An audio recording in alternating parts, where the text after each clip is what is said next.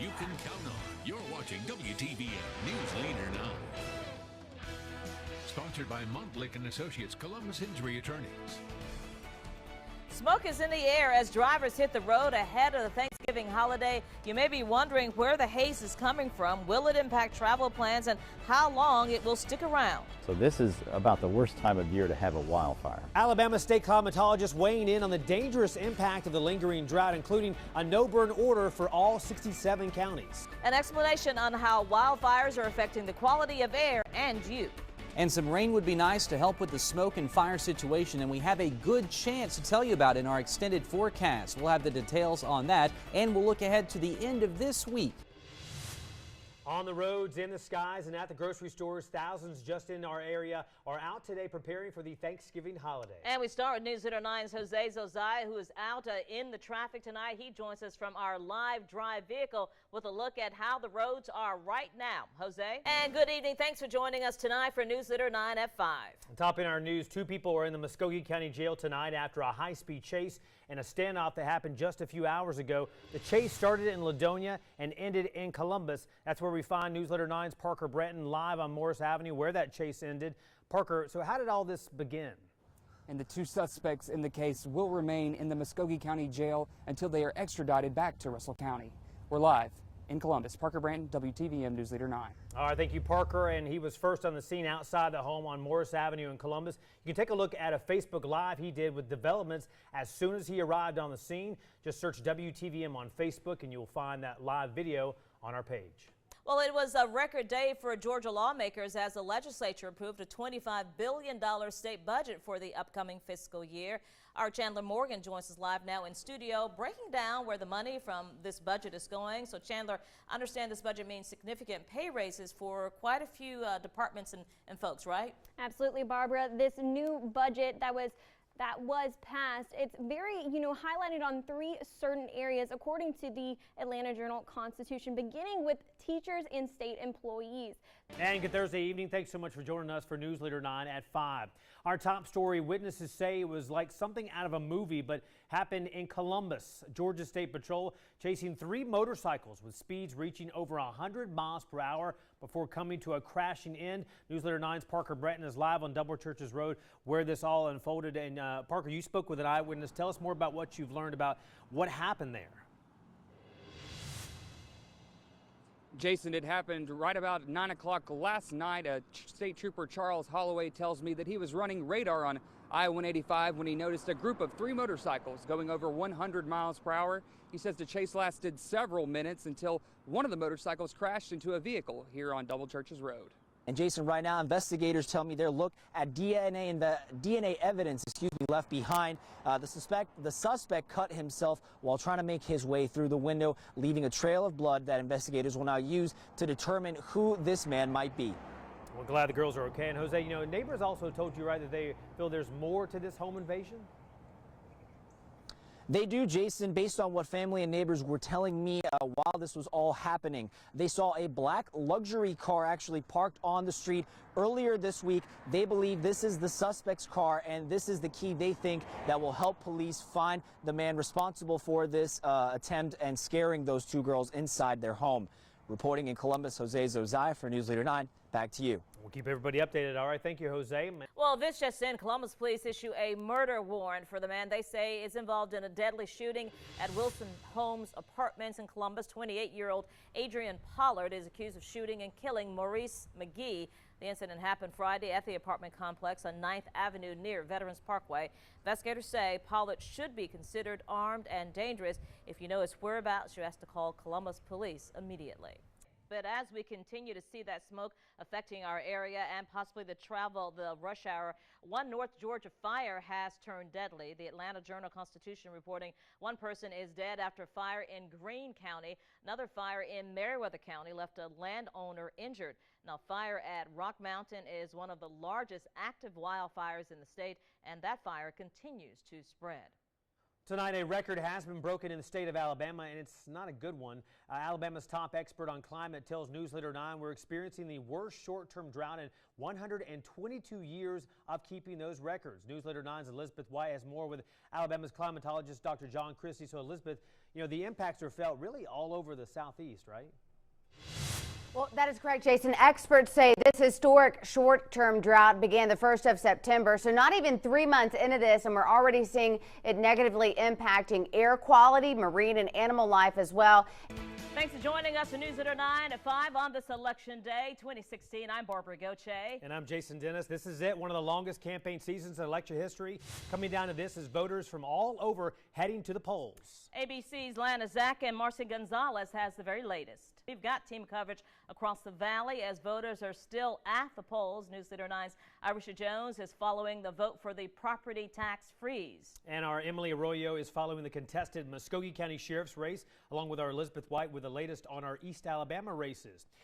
And as voting continues for a few more hours, people in Columbus will see one question on the ballot that's been controversial for more than a year, and it involves property taxes. Newsletter 9's Irisha Jones is standing by to break down what a yes vote will mean for Muskogee County homeowners. So, yeah, definitely a controversial issue, Irisha. Well, that's right, Barbara. With strong opinions on both sides, whether or not to thaw or keep a property tax freeze, this is how the issue reads on the ballot. Shall the act be approved, which eliminates the current base year assessed value homestead exemption for purposes of Muskogee County School and Consolidated City-County government ad valorem taxes for homestead property acquired after January 1st, 2017. To the other side of the river now, where East Alabama is experiencing a historic turnout for this presidential election. Newsletter 9's Elizabeth White joins us live from the Clarion Hotel, the largest precinct in Lee County. And Elizabeth, election officials saying the lines to vote are unprecedented. The Columbus Cottonmouths hockey team at an Illinois hospital tonight following a bus rollover accident. We'll have team coverage on the accident coming up. And good evening. Thanks for joining us tonight. We're following breaking news involving the Columbus Cottonmouths. We have learned the hockey team was involved in a rollover accident earlier this afternoon as they traveled near Peoria, Illinois for a weekend game. Newsletter 9's Rosalind Giles is following this story. She joins us now in studio with the very latest. And Rosalind, what do we know about injuries at this point? It is unclear if the games will be played this weekend right now. And reporter Jessica Cook from WHOI TV was on the scene of the crash earlier this afternoon. She continues our team coverage with more about the amount of people on that bus and the people taken to the hospital. Hi everyone, Jessica Cook. We are out here in Morton currently. As you can see, that there was a bus accident earlier this afternoon, happened just a little bit over an hour ago, and we have confirmed that it was a hockey team that was on the bus. There were 24 people on the bus. Most of them were taken to the hospital. And right now we are continuing to get updates on the story. We're in touch with the crews there on the scene, constantly updating our website, WTVM.com, and our free mobile news app with these developments. Just click on the story under the local tab. Much more coming up throughout this newscast here today. We do know that there was rain in the area in Peoria at the time of this accident, and part of the same storm system that is headed our way, storm system that has already caused some damage in states like Mississippi. We are under a weather alert day today. Storm Team 9 Chief Meteorologist Derek Kincaid is in the Weather Center now watching all of this for us. Derek? Barbara, thanks. Here we're keeping a close eye on things out there for you. Here's the current view of the satellite and radar. The officer slammed him to the ground, thrusted his face and head into the ground. One officer was seen kneeling on the back of Hector's neck. Existing condition, hard to believe. A family reacting tonight after a Columbus man dies after being arrested by police. More of this exclusive interview you'll see only on Newsletter 9.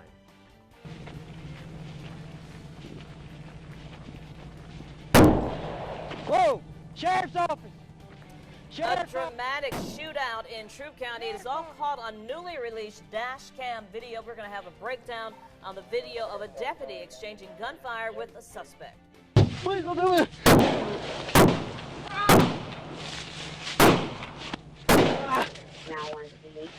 43 status. I'm hit. Shots are fired.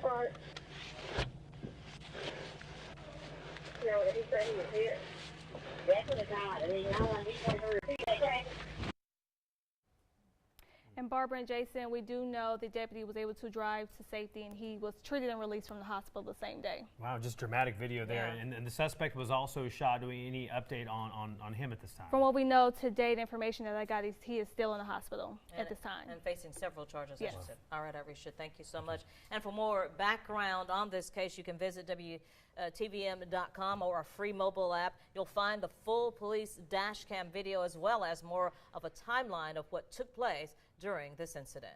Now, the owner tells me they've had more than 50 people working throughout today to help with this fundraiser, and you have until 9 p.m. tonight to come out and support this fundraiser. And if you don't want to purchase any food, you can just drop off a donation for Austin. And of course, you will also hear from Austin Deckard himself tonight at 6 o'clock. Reporting live here in Phoenix City, I'm Arisha Jones for News Leader 9. All right, Arisha, yeah, story touched a lot of people. Thank you so much. Buddy, how you doing? You doing all right? What's that? And here it is. This is the video which captured the hearts of so many. It shows Deckard's wish to meet Cam Newton being granted as he prepared for surgery. The former Auburn quarterback visited the 10-year-old last month at Children's Healthcare of Atlanta and gave the boy an Under Armour bag. Now you can watch this video by going to the local tab of WTVM.com. Well, let's talk about what you're doing, because you're in town and you're going to be performing tonight in Auburn. For folks who may not be familiar with your music, tell us about your influences and what kind of music you like and you play. Yeah, so, you know, being a kid growing up in Texas, you know, I grew up in the 90s primarily, and so 90s country artists from Clint Black and Garth Brooks really have a lot of influence in what I do today. And, we will take a quick break, but before we go, we want to tell you that we continue to follow that breaking news for you out of near Peoria, Illinois. We'll have the very latest on this bus crash involving the Columbus Cottonmouths. We do know they're involved in the rollover crash. Right now, we're told no players have life-threatening injuries. They are being treated, though. The very latest for you coming up on the news at 5:30. Now, of course, fans watching, waiting to see if Alabama can get that repeat of last year's game. Here's a live look now from Tampa, where it's a little maybe warmer than it is here, but it's been cold there in Florida as well. Looks beautiful, though. Storm Team 9 meteorologist Mallory Chanel has a look at our weather tonight. I just recorded this whole conversation. I'm going to send it to the police department. A local woman answers a call from a so-called IRS official, only realizing it was a phony scam. More of the comical call as she realized what was happening and a warning she has for anyone who may receive a similar call. Plus, a protest for peace as Auburn University students, faculty, and staff join a nationwide movement. I'm News 9's Elizabeth White will have a live report from campus. The backlash over President Donald Trump's policies and executive order barring refugees from the U.S. continuing to cause outrage. Just last night, students at UC Berkeley rioting, breaking windows and lighting fires. They were protesting conservative Milo Yiannopoulos, who was supposed to speak at the university, but that event was canceled. Also this week, protests over the immigration order in New Jersey and Columbus, Ohio. Meantime, a peaceful protest on President Trump's temporary immigration ban also brought hundreds of demonstrators to Auburn University's campus today. News Leader 9's Elizabeth White was at that protest, and Elizabeth, organizers say they didn't want to focus on President Trump, but rather show solidarity with Auburn's international community, right? So what exactly does this executive order President Trump issued mean? USA Today providing a breakdown to explain it for you. Citizens from Iran, Iraq, Libya, Somalia, Sudan, Syria, and Yemen can't come to the U.S. for 3 months. This includes those with immigrant or non-immigrant visas, including those with dual citizenship with other nations. The order also includes green card holders who already have permission to be in the U.S. Now, this means if they are in the U.S. and left, they can't come back until the restriction is lifted. Turning now to other news, a Eufaula woman is facing some serious charges after causing a crash that injured a child, allegedly. Police say Holly Moulton was driving under the influence when she injured the 10-year-old boy. The crash happened yesterday evening on Eufaula Avenue near Highway 30. Investigators tell us the boy was trying to cross the street when he was hit by the truck that Moulton was driving. Moulton was arrested and charged with DUI and first-degree assault. And that child was taken to Children's of Alabama Hospital in Birmingham, where he now remains in critical condition.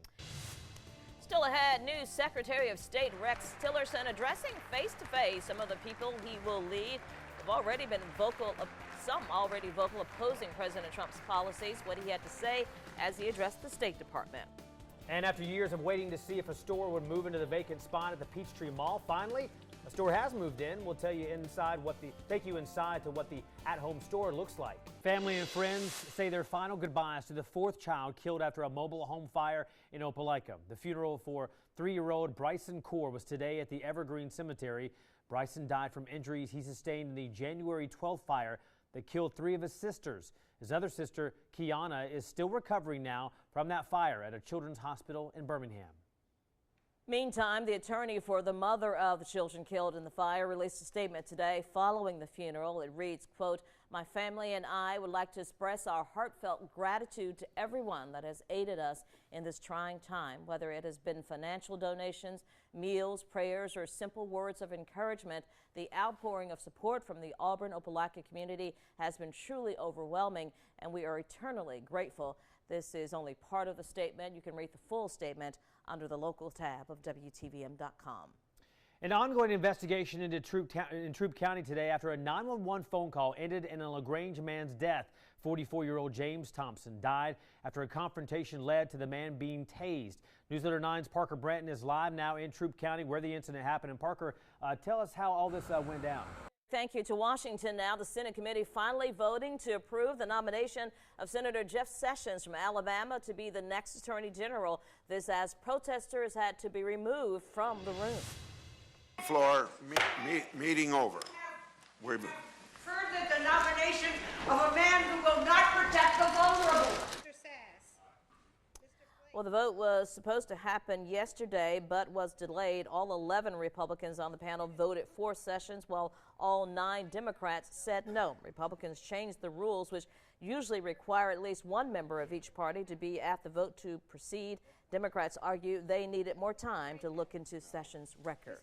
Well, from Central to Eufaula, Top, Lynette, and many more, high school students, family, and friends waiting to see what colleges they would play for. And today, the wait over as they announced who they would play for on this National Signing Day. Signed on the dotted line, this is the action local high school students did as they committed to play college sports, and we saw plenty of local students do just that today. And our Dave Platt is here now to break down all of the action for National Signing Day right here in the Valley. And Dave, an exciting day always for high school athletes, right? Well, a well-known suit salesman in Columbus and East Alabama, Deacon, is found dead inside his Smith Station home with ligature marks around his neck. Now, a murder investigation is underway in Lee County. Our Elizabeth White joins us live from the Lee County Sheriff's Office. And Elizabeth, any suspects named at this point? Well, it's time once again to get your taxes done, and for many, this can be a very confusing and overwhelming task to complete. Newsletter 9 is once again teaming up with Supreme Tax in Columbus as well as Integrated Financial Group. And Jason Dennis is now live upstairs in our conference room where a phone bank is going on right now. And Jason, what sort of questions are these tax experts hearing today?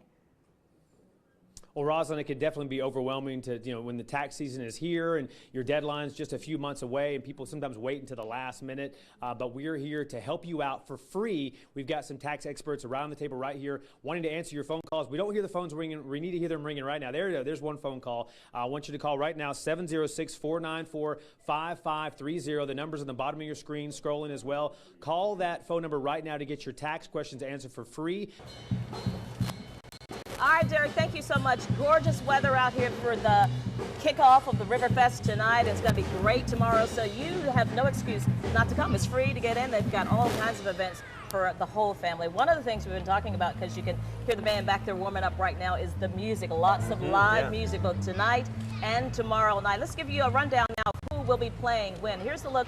First off, at Friday night, we have at 6 o'clock tonight, Elena Royale will play. Then at 7, Chemistry Project Band is playing. Then at 9 p.m., the band we've been hearing earlier, Kalimba, the Spirit of Earth, Wind, and Fire. That's 9 o'clock tonight. And then tomorrow at 4 o'clock, the music goes on with the Aces and Eights, followed by Joe Country, the Shelby Brothers, Tusk, the Ultimate, Fleetwood Mac, Ultimate Tribute Band. You love Fleetwood Mac, Lloyd Buchanan and the Cube Roots, and then closed off 10:45 tomorrow night by Common Rival. So looking forward to that. Lots of great music, and we have some special guests with us right now here. Yeah, we got members from the Kalimba, the Earth, Wind, and Fire tribute band.